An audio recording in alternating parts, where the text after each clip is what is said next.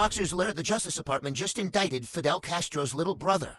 Today, we are announcing an indictment charging Raul Castro and several others with conspiracy to kill U.S. nationals. Raul Castro, one of the last surviving members of the Cuban Revolution, is being charged with conspiracy to kill Americans, destruction of aircraft, and murder. In '96, Havana shot down 2 planes full of Cuban-American exiles leaving Miami who were trying to save their brothers from Castro's clutches. For nearly 30 years, the families of 4 murdered Americans have waited for justice. They were unarmed civilians and were flying humanitarian missions for the rescue and protection of people fleeing oppression across the Florida Straits. As alleged in the indictment, Raul Castro and 5 co-defendants participated in a conspiracy that ended with Cuban military aircraft firing missiles at those civilian planes and killing 4 Americans. The Florida grand jury was presented evidence of Raul Castro ordering the hit. U.S. intelligence has him on tape. The President of the United States has a lot of balls in the air, but he's been thinking a lot about that island, 90 miles off our coast. We have Cuba on our mind. Very important. Been a lot of problem for a lot of years, and this was I think it was a very big moment for people that, not only Cuban Americans, but people that came from Cuba that want to go back to Cuba, people that want to see their family in Cuba. I think this is a very big day, very important day. CIA Director John Ratcliffe was just in Havana last week, meeting with Cuban officials, including Raul's grandson. Ratcliffe gave the Cubans a do-or-die ultimatum, and Rubio's already celebrating Cuban Independence Day. He sent him a message offering the Cuban people an olive branch. En Estados Unidos, in the U.S., we are ready to open a new chapter in the relationship between our people and our countries. Yet then, currently, the only thing standing in the way of a better future are those who control your country. The USS Nimitz, an aircraft carrier strike group, has just arrived in the Caribbean on the same day as the Castro indictment. What a coincidence.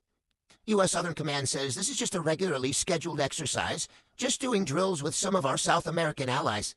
Yeah. Or there's a chance that Castro's about to get Maduro'd. Havana could fall any time because the regime's not getting free oil from Venezuela. The island's suffering from blackouts 23 out of 24 hours a day. Communism wrecked what used to be a paradise. What's coming next for Cuba? Well, we're going to see. It's a failing nation. You see that it's falling apart. They have no oil. It's a failing nation, so I just can't tell you that, but we're there to help. This time we don't have to worry about the Russians. Putin has his own problems. His war in Ukraine's going nowhere. And he's hiding from assassins. He just dipped into Beijing for a little powwow. The Russian leader wants to set up an oil pipeline to China because he lost a lot of European customers, and Xi lost Iran and Venezuela. But the two can't agree on price. Trump's keeping an eye on him.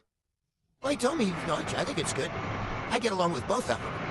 But I think it's good. I don't know if the ceremony is quite as brilliant as mine I watch. I think we topped him.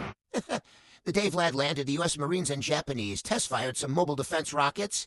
They call it a shoot-and-scoot drill, just to make sure the Ruskies and Choctoms know we're ready. The United States has our eyes open. Airstrikes in Nigeria have killed over 175 ISIS fighters, including their top guy.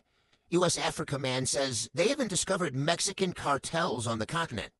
Then this time, 11 of the 12 drug labs that have been interdicted have had Mexican cartel members on site, to include the largest drug lab that had ever been disrupted in South Africa, that there were Sinaloa cartel members on site. What's the destination of those drugs?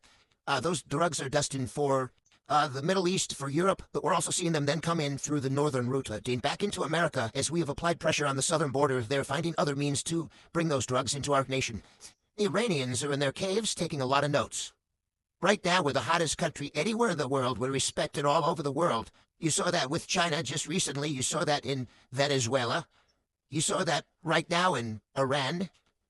Everything's gone. Their Navy's gone. Their Air Force is gone. Just about everything. The only question is, do we go ahead and finish it up, or are they going to be signing a document? Let's see what happens. The president earlier this week was an hour away from restarting the war. And the word on the street is the military was not effing around. That's a quote with this bombing campaign. It was going to be ruthless. The commander-in-chief gave peace another chance, but those targets are still staring us in the face. Where does that stand today? Have you heard anything from them? It's right on the borderline. Believe me, if we don't get the right answers, it goes very quickly. We're all ready to go. We have to get the right answers. It would have to be a complete 100% good answers, and if we do, we save a lot of time, energy, and lives. And that's just in. The president is saying he's going to be making a very big announcement on Iran in the next 24 hours. Axios is reporting that Trump and Netanyahu had a dramatic and lengthy phone call. President Trump reportedly told the Israeli leader that he's on the cusp of a deal to formally end the war and launch a 30-day period of negotiations over the nuke program and the Strait.